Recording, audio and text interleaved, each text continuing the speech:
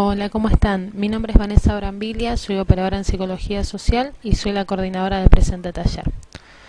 Bueno, como habíamos hablado, nosotros habíamos llegado hasta el momento de chequear nuestros datos, ¿sí? Ya los chequeamos, ya los verificamos, todo está bien, bárbaro. Ahora tenemos que esperar a que se nos contacte, ¿sí? A que nos llamen para informarnos que nuestro futuro hijo está esperándonos. Ahora, en el medio de esto es importante saber que si pasa casi un año, es decir, faltando 15 días para que se cumpla el año, tenemos que ir a renovar. ¿Se acuerdan que eso lo habíamos hablado? Bueno, es fundamental que estemos atentos a esa fecha, ¿sí? No podemos dejarlo pasar, no es algo que si se te pasó un día o dos, no pasa nada.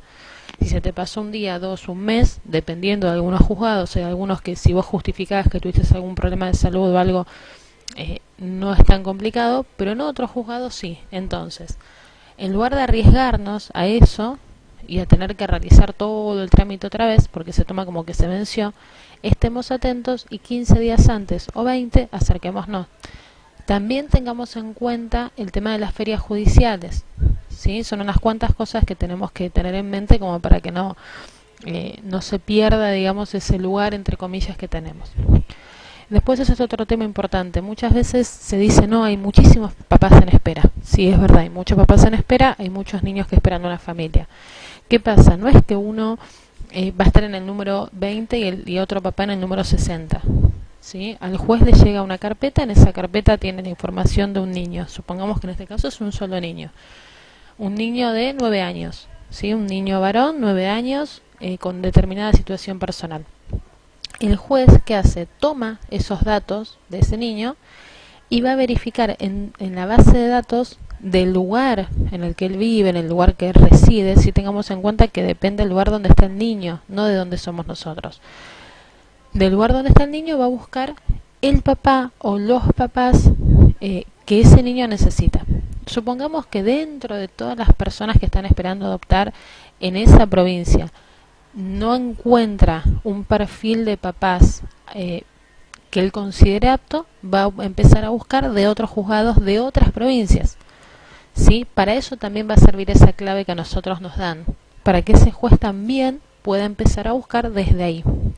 Entonces, no tiene mucho que ver con esto de estar primero o último en la lista, tiene que ver con que según la capacidad que nosotros tengamos, el deseo que nosotros tengamos, los datos que hayamos brindado, vamos a estar preparados para ese niño en particular que tiene el juez. ¿Sí? Esto es fundamental que tengamos en cuenta. El juez no tiene la carpeta de los papás y va buscando bebés o hijos o niños o adolescentes.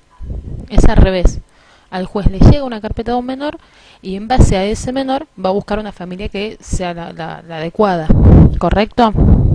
Bueno, una vez que el juez, supongamos que selecciona una familia.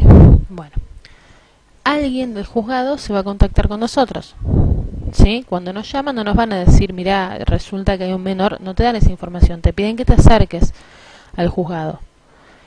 Puede pasar en el medio que nos llamen para otras cosas, entonces tenemos que tratar de ir siempre pensando en positivo, pero no a pensar o esperar que se nos dé un niño en adopción ese día o que obviamente no te lo dan en ese día, sino lo que quiero decir es que no pensemos que siempre va a ser porque hay un niño para nosotros, ¿sí? Pueden ser por muchos otros motivos. Entonces, una vez que nos llaman, vamos y vamos a tener una reunión, ¿sí? Supongamos que sí, efectivamente es porque hay un menor. En esa reunión nosotros tenemos obligaciones y derechos. La primera obligación que tenemos, por supuesto, es llegar a horario, respetar las normas y demás. Y los derechos que nosotros tenemos es preguntar todo lo que necesitemos, ¿sí? Supongamos que nos llaman y dicen, bueno, mira, tenemos un niño que tiene 6 años, que su situación es esta y esta. Tenemos que tener en claro, primero, que no tenemos obligación de decir que sí. Sí, obviamente que por lo general uno dice que sí por el deseo y las ganas y porque es muy difícil también decir que no. Pero tenemos que estar muy seguros de lo que decimos. ¿Sí? Entonces, la etapa siguiente a eso, ¿cuál sería? Una vez que nosotros decimos, bueno, sí, tenemos derecho a acceder a los datos del niño. ¿Sí? Posteriormente se nos van a hacer diferentes citas para que podamos conocer a ese niño.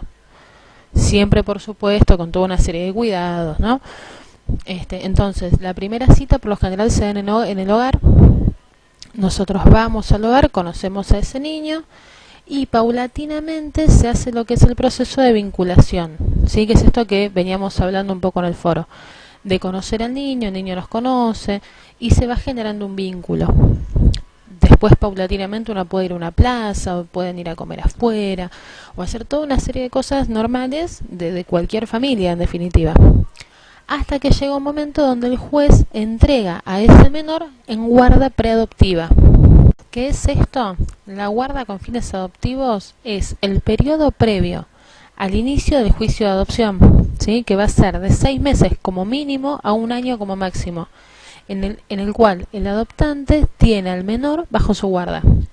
Esto es otorgado por el juez o tribunal del domicilio del menor, ¿sí? O donde judicialmente se hubiese comprobado el abandono del mismo. A ver, la lógica es que se respete esta ley. La realidad es que a veces demora más, ¿sí? La idea es contarles cómo debería funcionar.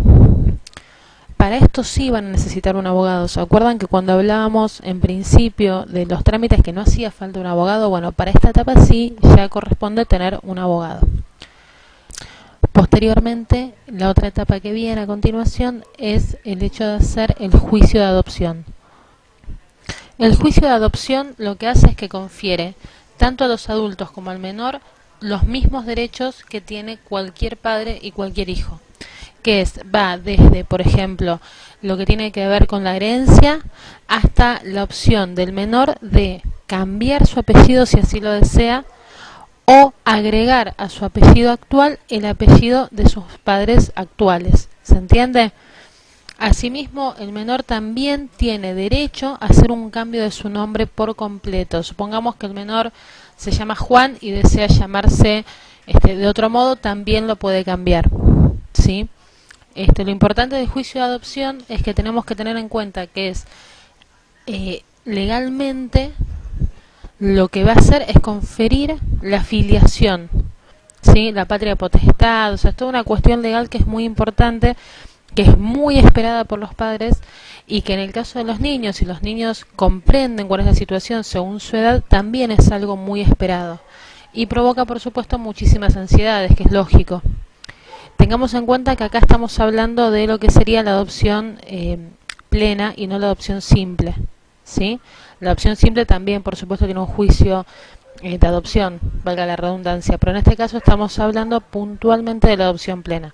De todas formas, esto mismo que estamos hablando acá lo van a poder ver en los diferentes manuales, ¿sí? Tengan en cuenta que ya se ha entregado el primer manual y a su vez se ha subido material al foro donde van a encontrar diferentes páginas. Por ejemplo, van a tener información de lo que es la CENAF,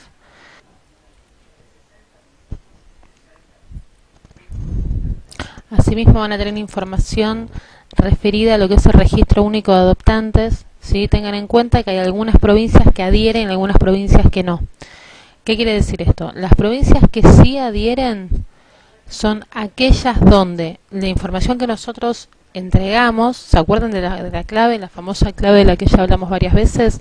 Bueno, nuestros datos están en un centro de datos grande, ¿sí? Imaginémoslo así, obviamente están en un juzgado, pero a esos datos tienen acceso jueces de diferentes jurisdicciones. Bien, entonces, dentro de lo que es el TN-RUA, ¿sí? Van a ver que hay provincias que adhieren y provincias que no. En las provincias que están adheridas, nuestros datos ya están, ya existen, ¿sí? Ya tienen acceso. Y en las provincias que no están adheridas, si así lo deseamos, podemos ir a anotarnos. Por ejemplo, esta es una pregunta que realizó Ani Viguerí, donde ella preguntaba si se pudiera anotar a otras provincias, ¿sí? Si se puede o no. Sí, se puede. Ahora, por ejemplo, las provincias que no adhieren son Formosa, Catamarca, ¿sí? San Luis, Córdoba y Santiago del Estero. Son las únicas que no están adheridas. Es decir, en esas provincias, si nosotros así lo deseamos, podemos ir a anotarnos. Inclusive hay algunas que reciben la documentación por correo, ¿sí? De todas maneras, nosotros primero tenemos que contactarnos a un número de teléfono, llamar, preguntar si esto sigue siendo así o no. Y también tengan en cuenta que está la opción de comunicarse con la CENAF. ¿Por qué? Porque desde CENAF muchas veces lo que hacen es que informan de algunos casos particulares de menores de edad para los cuales aún no han encontrado padres. Entonces lo que hacen es que buscan también desde ahí, ¿sí? Muchas veces, por ejemplo, si nosotros estamos en grupos de espera, ¿sí? Sobre todo en Facebook hay unos cuantos, van a ver que pueden llegar a tener la oportunidad de escuchar o de saber que desde CENAF o desde algún juzgado puntual están buscando papás para un niño con determinadas características. ¿Sí? En ese caso, si ustedes ya se encuentran inscriptos, pueden comunicarse con la CENAF y plantear o manifestar que ustedes desean tener la posibilidad de adoptar a esos niños o a ese niño. ¿Sí? También es otra opción. Bueno, hasta aquí lo que es la parte, digamos, legal, lo que tiene que ver más que nada con los trámites y todo eso. A continuación vamos a estar hablando también un poco de lo que pasa en los hogares, del tema de si medican o no de más a los niños. Básicamente hablar un poco de cómo viven, cómo se manejan, de qué cosas nosotros como futuros adoptantes podemos hacer y qué cosas no. Y a la vez, porque también en este seminario hay personas que no desean adoptar, pero que sí son profesionales que les interesa la temática. Entonces, también como profesionales, ¿qué podemos mejorar y qué podemos hacer? ¿Sí? Esto ya estaríamos llegando al final, así que bueno, por favor les pido que cualquier consulta que tengan la compartan y recuerden que el día 1 de junio, sábado 1 de junio de 22 a 23 horas, va a haber un chat donde van a realizar preguntas, ¿sí? El seminario cierra el día 31, esto quiere decir que el día 31 sería importante que ya hayan podido ver todos los videos y conocer todo el material. Gracias.